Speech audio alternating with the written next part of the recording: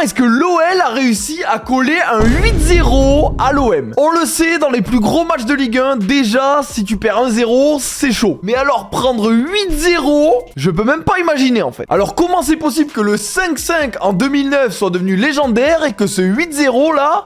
personne n'en parle. Remontons un petit peu à l'année 1996. La saison se passe tranquillement et arrive la 37e et avant-dernière journée de Ligue 1. L'OM reçoit le PSG au Vélodrome, ils tapent les Parisiens et ils se maintiennent tranquillement au classement pendant que les Lyonnais, bon, ils font pas beaucoup mieux. Et après la 37e, on a la 38e journée qui est le dernier match de la saison de Ligue 1. Et pour cette dernière rencontre, l'OL reçoit l'OM. Le match en lui-même, pour le classement, il n'y a pas d'enjeu. Et puis à cette époque, la rivalité entre les deux clubs, elle existe quasiment pas. Regardez, quelques mois plus tôt, Abedi Pelé signe à l'OL en provenance de l'OM, et ce transfert, tout le monde l'a un peu oublié. Celui de Valbuena, par contre...